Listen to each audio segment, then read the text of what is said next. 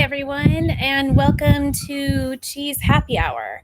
I'm going to just turn on Instagram for the first time. We're doing some Instagram Live. Hi, welcome to Cheese Happy Hour. My name is Kristen Evans.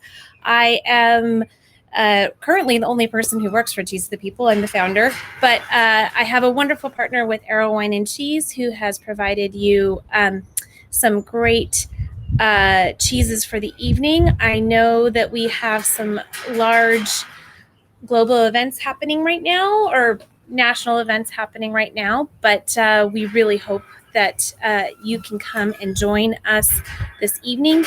If you are here and enjoying cheese with me today, please say hi.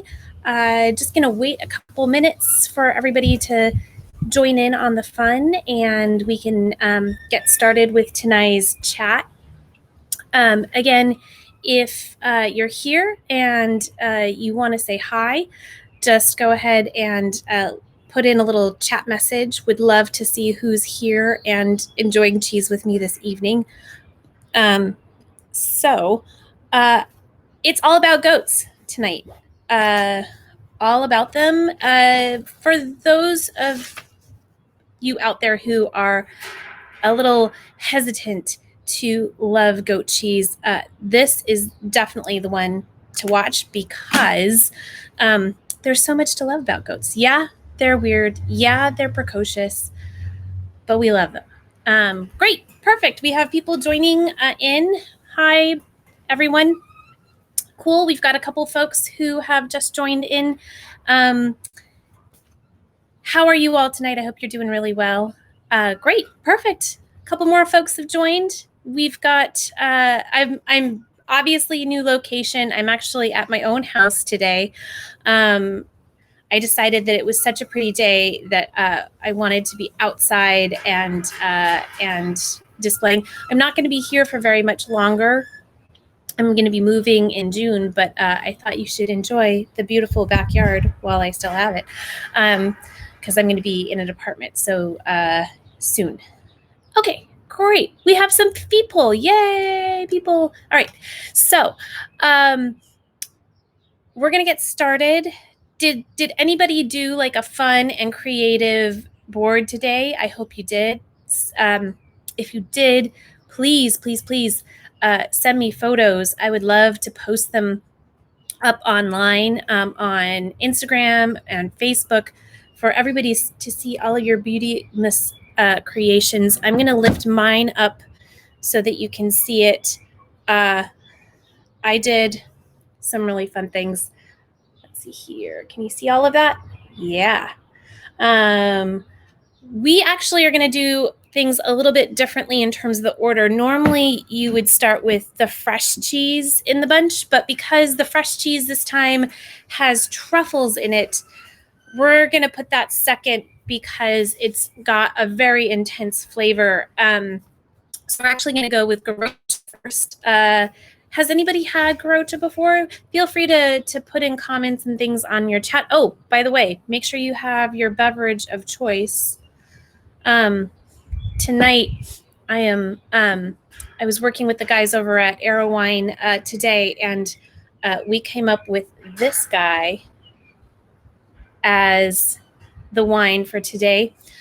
This is La Rustia from Orsolani. It's a really cool wine, and I am going to tell you a little bit about it later, but for the time being, I would love to know what you all are having out there with me. It doesn't have to be wine. It doesn't even have to be alcoholic. If you're enjoying something fun, let me know. I would love to hear what you're having with the cheeses tonight. Going over my board. I went with Garocha first. Obviously, it's the mildest of all of the cheeses. Then we have the Laura Chanel Black Truffle Log. And then finally, a local cheese to the DMV. We have the Black and Blue from Firefly Farms. I'm really excited to tell you the stories about these cheeses because they're very, very cool. We're going to go to Spain first. And I'm going to hope that this allows me to do this. All right, we're going to go to Spain, and I'm going to show you where in Spain we're going to go for those of you who are on the website. If you're watching me live on Instagram, please feel free to pop over to my website, cheesetothepeople.com, and hit on the Cheese Happy Hour link. That will take you to where we're at. You can enter into the live stream, and then you can enter in your chat, and you can see all the things that we're watching right now.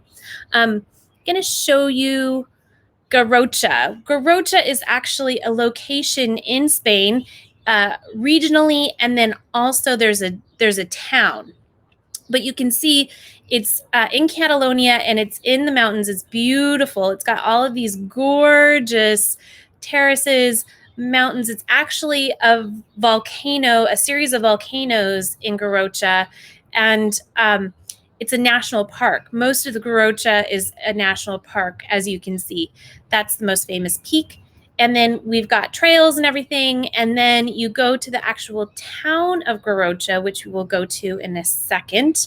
And it is literally perched right on a cliff. It should be coming up right after this beautiful waterfall scene, which is lovely, but not the actual town of Garrocha. Oh, it didn't do it. All right, well, there you go. Not what I was expecting. But Garrocha is right here. And you can kind of see it's on the northeastern side of the country. And you're actually above Barcelona. So Barcelona is a little bit further south and a little bit further east, but you're surrounded by really famous wine regions. You have Priorat, you have Banyuls, which is a lot of people here in the US don't know what Banyuls is, but we'll go into it in a little while. But Banyuls is a really cool spot in the world, and a really cool wine. It is, I'm going to give you a little peek at Garrocha. Actually, there you are. It looks like a stone. It looks kind of like a stone. This version does. A lot of them are kind of cylindrical. They usually have rounded curves. The one that we're having tonight is actually really curved, almost like a pebble, or to me, it almost looks like a really tall version of a stone that you would use in curling. I know that sounds crazy, but it looks like it's medieval. It looks like it's lava rock. I'm showing you the town of Garrocha right now in Spain, perched right on top of those hills, on top of those cliffs. And this is a cheese that actually almost went extinct. It was a revival of rural and agricultural life in Spain in the 80s that actually revived this cheese, kind of created it almost. It's basically an amalgamation of a bunch of different traditional Spanish cheeses, using Murciana goats, which are a traditionally Spanish goat. It's actually originally from southeastern Spain, but immigrated up to the north. And it's actually throughout Spain now. So it's a really kind of a cool cheese. Basically, this is where politics and culture come together in Garrocha, where when Franco, I don't know how many of you are Spanish history buffs, but Franco, under his regime, the emphasis was to bring young people to urban areas, and he was a technocrat. So he lifted the Spanish economy through kind of technocratic and urban focuses. When he died in 1975, there was a massive switch over the next several years where young people, students, university students, when they left university, they left the cities and they went back to the country. And so a lot of what we have in terms of current Spanish cheese is because of this movement in the 80s that really allowed for the cheeses that were traditional to Spain to be saved, because the young people would come back to these communities and they would learn from elderly people, from their grandmas and grandmothers, or the grandmas and grandmothers in the community. And then they also took the opportunity after Franco died to get out of Spain, because before Franco passed, it was all very like Spanish oriented. The borders were really tight. People didn't really leave. That was the emphasis. And once Spain opened up, it really opened up. People took the opportunity to get out there and travel to other parts of Europe and learn, especially with cheesemakers. They would, pardon me, they would go to France in particular, and Italy, and they would learn techniques, and then they would bring those techniques home and implement them in Spanish traditional cheesemaking and basically make cheeses better. So Garrocha is one of these cheeses where the students moved from basically Barcelona and into the countryside of Catalonia, into Garrocha, and into kind of surrounding areas. And they started reviving some of these traditional cheeses. So basically, this cheese is Murciana goats. And a lot of the cheeses that were made in Spain were actually young cheeses. What they did was they started experimenting. So Garrocha is actually about 4 months old. It's 75 days, so 3.5 months. And so they found that as the cheeses aged, they became more mellow, really lovely. This one is not particularly goaty. You get like a little tang off of it, but it's more on the nutty side, which is really, really lovely. You don't necessarily want to eat the rind on this one. It's not harmful. It won't hurt you, but it also doesn't really add anything to the flavor of the cheese. It's a little, unpleasant. So try it if you want. It's not really going to do anything for you. Shouldn't. But I did get confirmation, because there's been kind of chatter in the cheese world whether this rind is actually safe or not. It is safe, so don't worry about that. It is made with traditional rennet. It is not a vegetarian cheese, but that's not surprising for Spain. They do like traditional ways of making cheese. I did a little cherry action, dried cherries. I also picked up these really cool pecan and cinnamon straws from a company that does cheese straws, but they had this flavor. I thought this would be great with cheese, so I brought that up. And then also from Spain, I have these delicious flatbreads. You can get these actually a lot of different places, but you can get them in the grocery store. I found these at Mom's Organic Market. They actually have their flatbreads, and then they have natural orange zest and mixed into the dough, and then they're sprinkled in orange flavored sugar. Really delicious, like addictive, just to let you know. I also did some maple cinnamon spiced walnuts. And then, of course, you got this really lovely, lovely French fig jam that has fig and honey.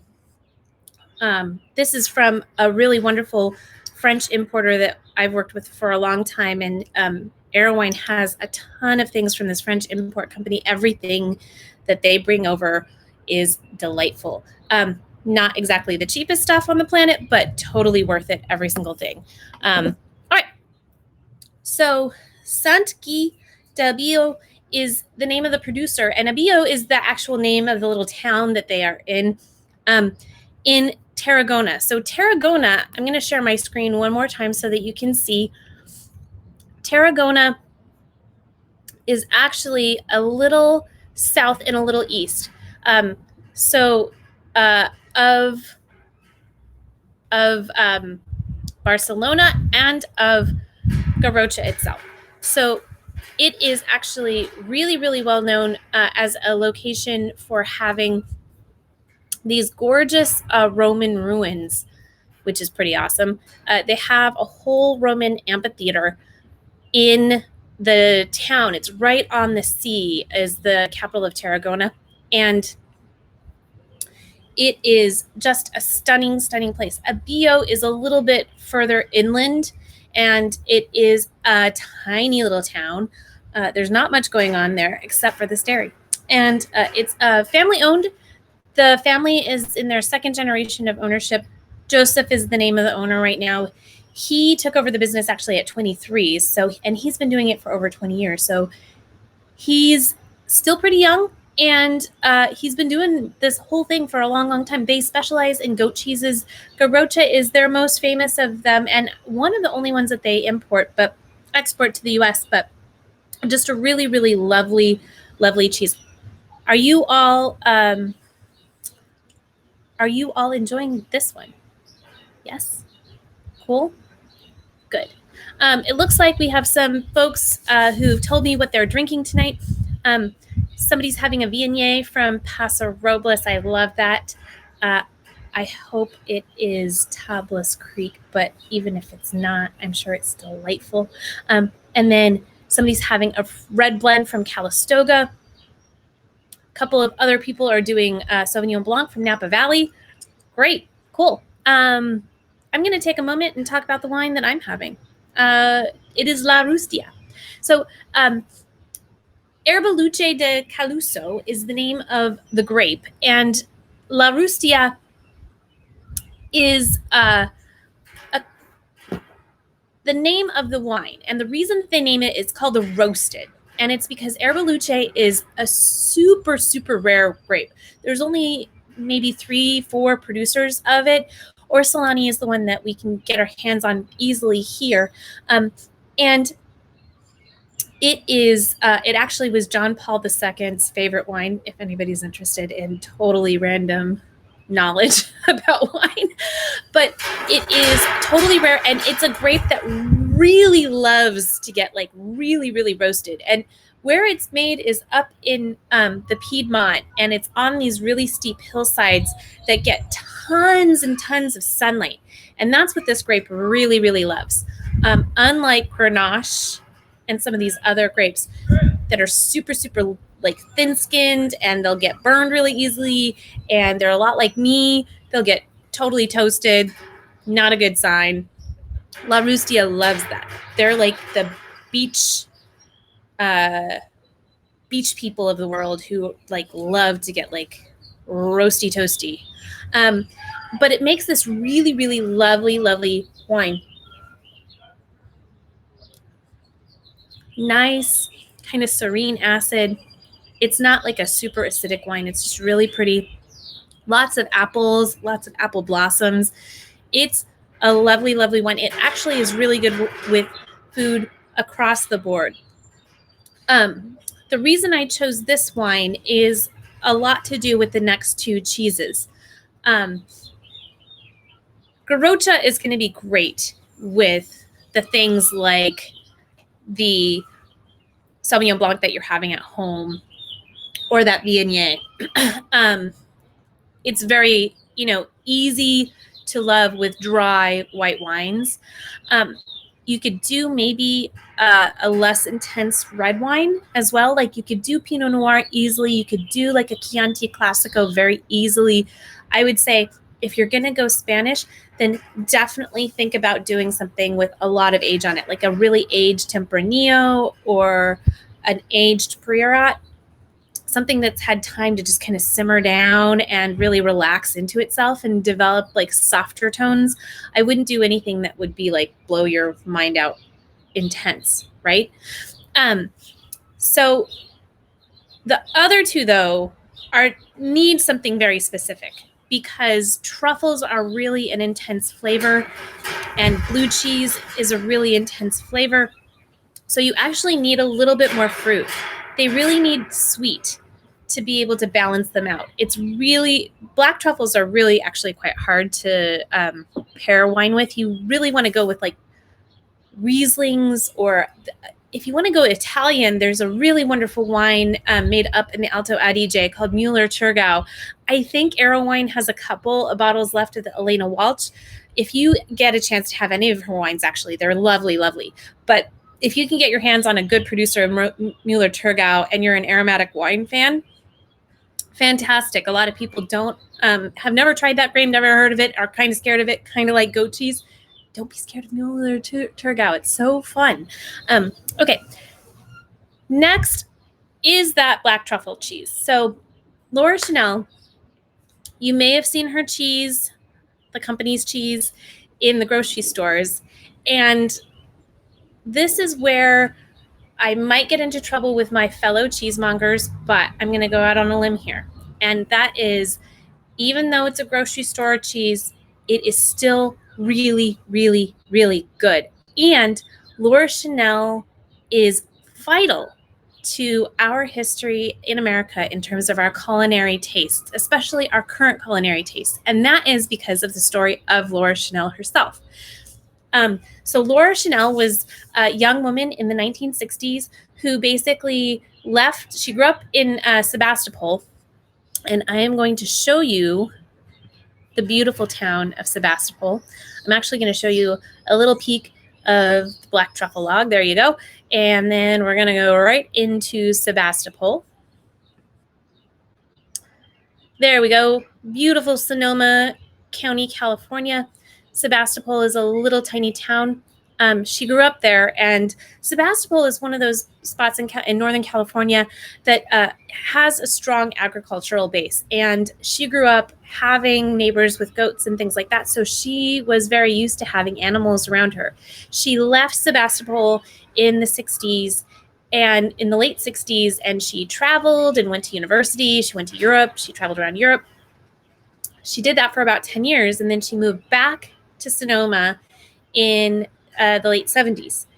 She was questioning what she wanted to do. She knew she loved animals, and so she bought some goats. And as so many people ahead of her in her generation too learned, is where there are goats, there is milk. And what do you do with milk? You can't really, there's not like a huge market for goat milk. So you make cheese. And so she started making cheese. It wasn't very good. And so what she did was she actually went back to France, to Burgundy. And she learned from some farmstead cheesemakers in Burgundy. She lived there for 6 months, I believe.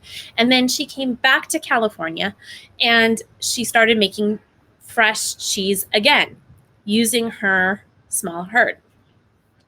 She did that. And then she met a chef named Alice Waters. And this is right in the early 80s. This is like 1981. So right as Chez Panisse is starting to really take off and really, really formulate how we see food today. This is like farm to fork food right from the very beginning. Just gorgeous, gorgeous food in Berkeley, California. And Alice Waters falls in love with her cheese, with Laura's cheese, and decides that she's going to buy 50 pounds a week of it. Okay, for any cheesemaker who's young and starting, a 50-pound order a week is significant, and it is life-changing. And even more so when Alice Waters turns that cheese into one of her signature salads on the menu, which didn't change for like 20 years. It was the California goat cheese salad. Now, I did like a little croquette of this black truffle goat cheese in homage to Chez Panisse and the Alice Waters California goat cheese salad. If you actually go to the cheese profile under the cheese files on my website, you'll actually see a photo of my version of the salad that I made last night. I was experimenting around, and it actually turned out really good. So it'll give you a cue as to how to do that. But I basically think that truffles and cheese are they come together beautifully. And in Burgundy, it really is a natural thing. It's really kind of part of the culture to pair black truffles and goat and cheese together. And so the current iteration of the company has a line of these fresh goat cheeses that have been herbed and spiced, and the black truffle version is an homage to Laura's time in France, learning cheese making techniques and being influenced by the culture there. So it is a blend of truffles. It's not just one kind of truffle. It's a blend of truffles that they use. And then they also put a little bit of olive oil in there too. That loosens up the structure of the paste. And that actually helps in a lot of different ways because you can get super creative with this cheese. It's super spreadable. You can turn it into the croquette like I did by putting it in herbed breadcrumbs and then baking it. Or you can, put it on a piece of crostini, a little tomato over the top of it, and there's like a little beautiful appetizer for folks. Like you can do a lot of different things with this. It's a really great product to be able to just kind of like purchase and then play with. You can also just have it just as it is on the board. It's really, really good with these little Spanish flatbreads that have the orange flavor and the sugar. Really, really awesome with that. And the walnuts too. Then we have, I need to go back to Laura's story. So she started Laura Chanel Cheese, obviously late 70s. Alice Water changed her life, literally exploded her company. And over the next 20 years, she turned into, or you can just eat it with a spoon. That's right, Bob and Deb, that's right. The next 20 years saw phenomenal growth in her company to the point where she was actually able to work with several family farms across several states in the West and get her company to a point where it can actually produce cheese for grocery stores, which is, again, like that's a dream to be able to get your company making artisanal cheese that's highly like manufactured at high quality rates into a grocery store setting and at a cost that most people can afford. That's really truly a remarkable feat. She did this until 2006, and then 2006. Yeah, she sold. She remained a part of the company, but she sold it to a French family named Tribalt, and they have headed up the company ever since. They actually created a new factory in Sonoma. They're still in Sonoma. They're not moved anywhere. And actually, the factory that they're using, the facility is the only LEED certified facilities in the U.S. It's a LEED certified dairy. They have amazing solar panel power and recycling programs and all kinds of stuff. So you have a lot of people at Laura Chanel, even though she's not part of the company anymore. She retired. Initially, she actually went back to goat farming, and she was supplying milk to her old company for a while. Now she's retired. She's living up in the Sonoma Hills. But you're talking about a company who the reason she sold it to these people was so that with the assurance that her ethics and mentality would be maintained even as they expanded in larger and larger settings. I can maybe show you.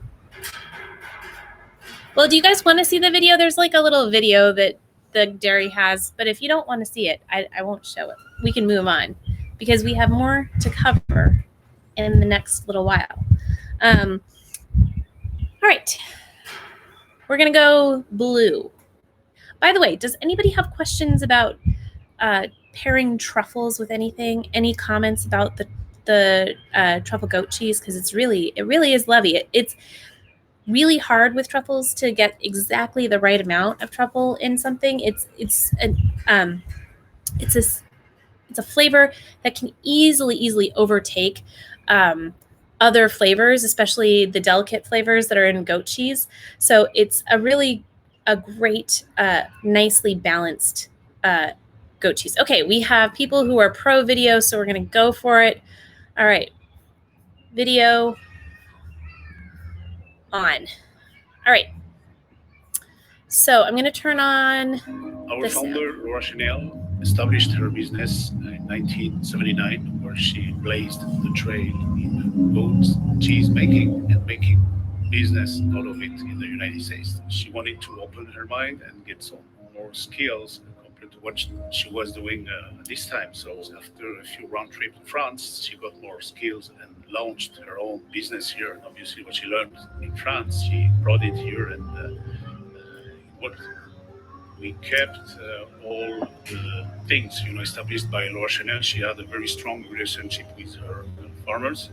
Those farmers being the western coast, California for sure, Nevada, Idaho, and Oregon. You really have to care about the farmers raising those goats. All right, so this is the head cheesemaker at Laura Chanel. For those of you who are on Instagram watching, you can go onto the website and you can watch the video for yourself, or actually just Google Laura Chanel cheese video and it'll come up. It's really kind of a cool video that's showing the process there, the facility there, the head cheesemaker there, vines in the background of the dairy.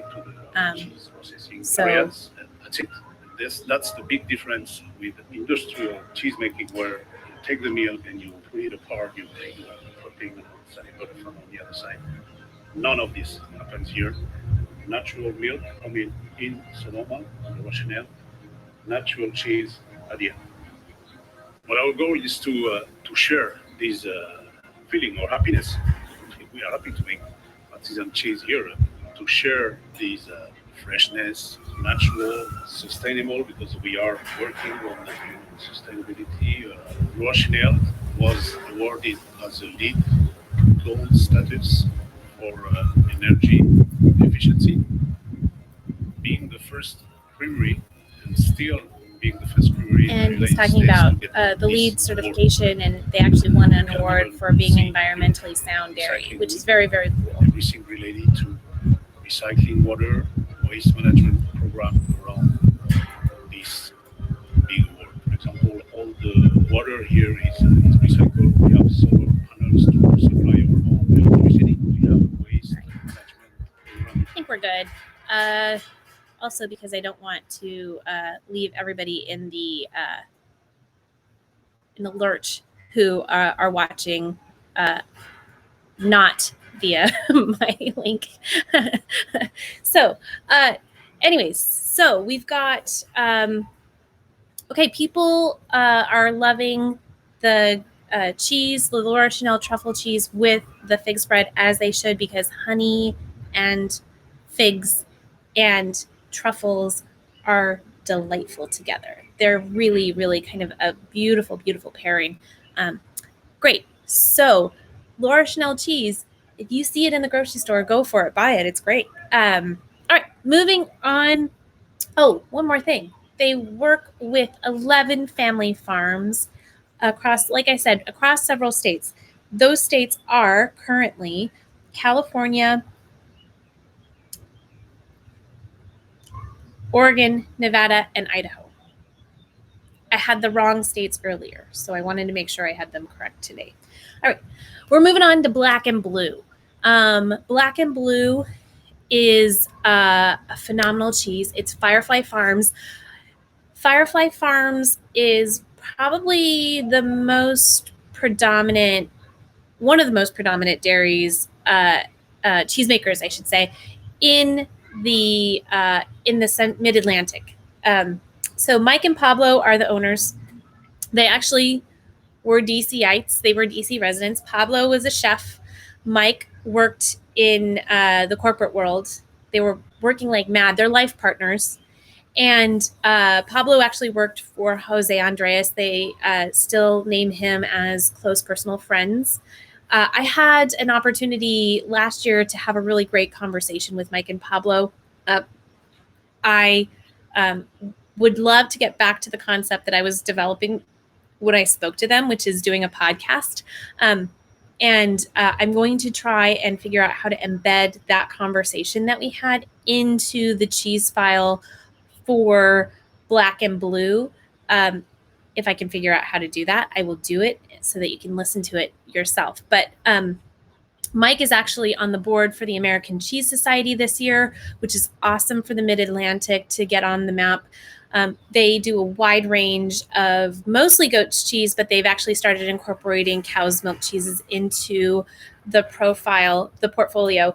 They do not raise animals themselves. They actually purchase all of their milk from the farms in their community in Accident. Well, they are located in Accident, Maryland, but the farms are kind of spread out all over Garrett County. Accident, Maryland is actually a really, really old community in Maryland. It was founded in the early 1800s. So, but beautiful rural area. They actually had purchased a home out there, a farmhouse out there, not an accident, in a neighboring community. And that they were using it as an escape because they are more mountain guys. They wanted to be close to Deep Creek Lake. And so they purchased this farmhouse to get away from their crazy, crazy lives. And about 2 years after they purchased this farmhouse, they decided that they wanted to start a business. And they wanted to start a business that had something to do with agriculture. Both guys have deep roots in agriculture in terms of their families. Mike has roots in the Midwest, and then Pablo has roots in Argentina. And they also wanted to develop something that would slow down the pace of their lives. So they were trying to figure this whole thing out. And one night they were on the back patio of the farmhouse, and it was maybe a little bit later in the year, but it was springtime. And as they were sitting out there, thousands of fireflies started lifting up out of the fields in front of them. And inspiration struck, and Firefly Farms was born. They started by working with the milk produced by a neighbor's daughter's goat. She had a 4-H. She was in the 4-H program at her school, and she was raising goats. And so they started kind of figuring out cheese making in their kitchen. While Pablo is a chef, he did not have any background with cheese, except for maybe making fresh ricotta, which chefs are really good at because it's an easy one to do. But making goat cheese, making real, like, marketable cheese is a lot more difficult than that. So they started kind of cooking up batches in their kitchen and experimenting. And that kind of idea, that concept of experimentation, has maintained throughout their careers, which is in cheese making, which is part of the reason that they have such a wide range of cheeses. Black and Blue is an experiment. Now, there are not very many goat blues out there in the world. There's only a handful of them. There's a couple really great examples from France. And then there's Valdian from Spain, which is not totally goat cheese. It's goat and Jersey cow milk blended together. And then that one's kind of cool. It's wrapped in grape leaves. That's a really awesome cheese if you get a chance to try it. So there wasn't a ton of things out there. What they wanted to do with this one was they wanted to kind of get outside the box. They started by covering the cheese in a black wax. Now, anybody who's super familiar with cheese making can maybe see where I'm going to be going with this, because they actually had some technical issues with the resulting cheese because of the wax. Because one of the critical things for developing blue veins is oxygen. And what is one of the things that wax is really good at blocking? It's oxygen. So they had some issues with that and a couple of other technical issues with the cheese. And so they ended up removing the black wax. But when this cheese is fully developed, the one that you have is in a really good place, but it's not a totally developed cheese. It's not, it's still on the milder side. You get more of the flavor of the paste blended with that beautiful blue, rather than a super punch of the blue, because that blue, once it gets to a certain maturity level, is going to get really spicy. And so now the name Black and Blue, while it was originally supposed to be an like reference to the black wax, it is now in reference to the way the cheese ends up tasting when it is fully mature and gives you like that sock of blue spice. So for those of you who really like blue cheese, I would suggest putting your piece of blue away for a while. You want to maintain it by scraping off any kind of blue, not blue mold, like the blue surface mold, and then any white fuzzies that develop. You want to get that off of the cheese by scraping it off. Don't throw away your cheese. Don't waste your cheese like that. Just scrape it off. It's fine. And then just wait until those blue veins develop more.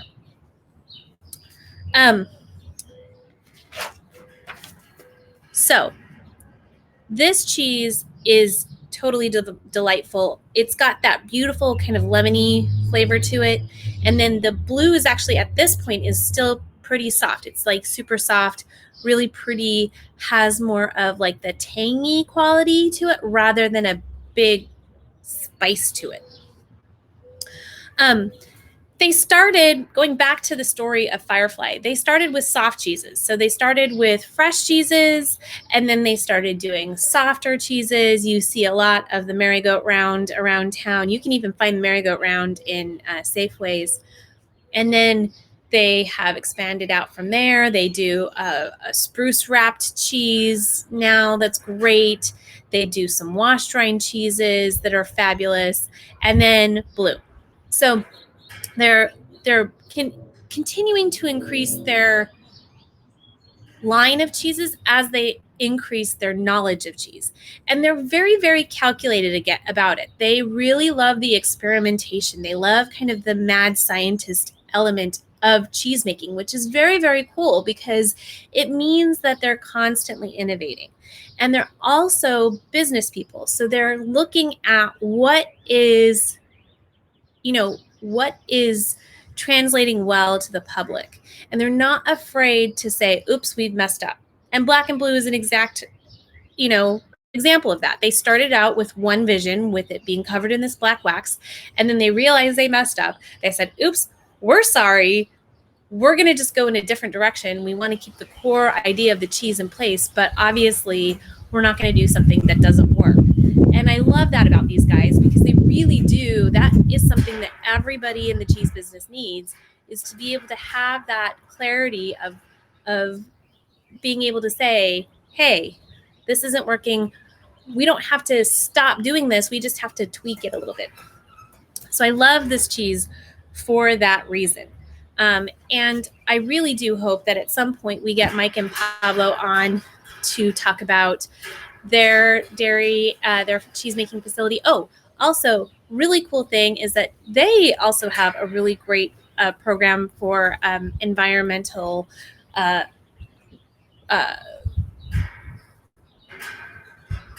reasons. So all of their cheeses are vegetarian. They use vegetarian rennet on everything. And that's for ethical reasons. They also pasteurize all of their cheeses. And that is because when they first started making cheese, the state of Maryland only allowed pasteurized cheese to be made. They've now changed the rules, but so you can now make raw cheese in Maryland, but Firefly would have to make a massive investment in order to make raw cheese, and they would rather focus their attention on creating pasteurized cheeses that are really, really high quality. They also have a huge bent towards community development. So like I said, they work with 10 different family farms in Maryland, right in a 30-mile radius. They have solar panels that power the facility, and then they have a water reclamation program as well. So all of the whey is not thrown out. It's not part of agricultural waste. They actually convert it into basically a product that farmers use in their fields to help as like a manure, not manure, but the same idea.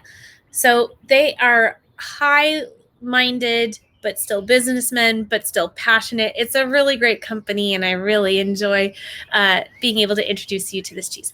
How have you all liked the black and blue? Good? Yeah? Would love to get your take on it. Again, for those who didn't have us going right at the beginning, if you did a cheese board with your cheeses tonight, please send me a picture. If you're inspired to do one now, go ahead and do it and send me a photo. I would love to be able to put your work up on the Instagram as part of my story, and it goes on to Facebook as well. We are going to have another cheese happy hour in a couple of weeks, and it's going to be called Julius Caesar Loved These Cheeses. A lot of people don't realize the how far back cheeses that we enjoy today have their roots. And I'm not going to say that the cheeses that we have under the same names are exactly the same versions that people 2,000 years ago had. But I will say this, that a lot of the cheeses that we think of as classics were actually developed 1,000 years ago. And so, or more. So we're going to have 3 of those cheeses in 2 weeks from today, 5:30. And again, if you didn't catch a part of this live stream, I have everything taped and then embedded onto the website, so you can go back and you can look at any of the episodes from before. And you can still purchase your cheese boxes up to a month after the initial live stream events. So you can have this box for the next month. You can keep on purchasing it, same price, $35, and then you can come back and watch it again if you really want to. If not, that's cool. We can move forward and we can see you again for Ancient Cheeses. Also, if you have any feedback at all for me, please feel free to email me. You can use the contact form on the website, or you can just email me directly, kevans@cheesetothepeople.com. 2 is spelled out, so kevans@cheesetothepeople.com. I really hope that you enjoyed it. Looks like a few of you really enjoyed the black and blue. I love that. And yeah, let me know if you have any feedback at all. I would love to be able to continue doing this.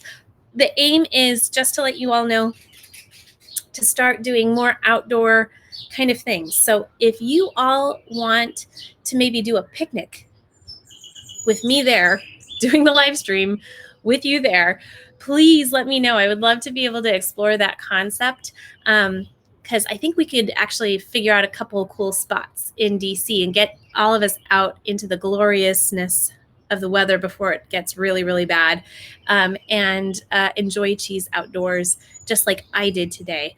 And then hopefully, as people get healthier and vaccinated, we can start planning for some other in-person events that, and then we'll do videos that are not live streamed anymore. So let me know what your thoughts are on the idea of doing like an outdoor picnic.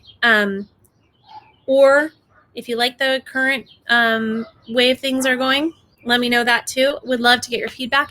Would love to see you again. And I really, really hope you enjoyed today. Thanks again, guys.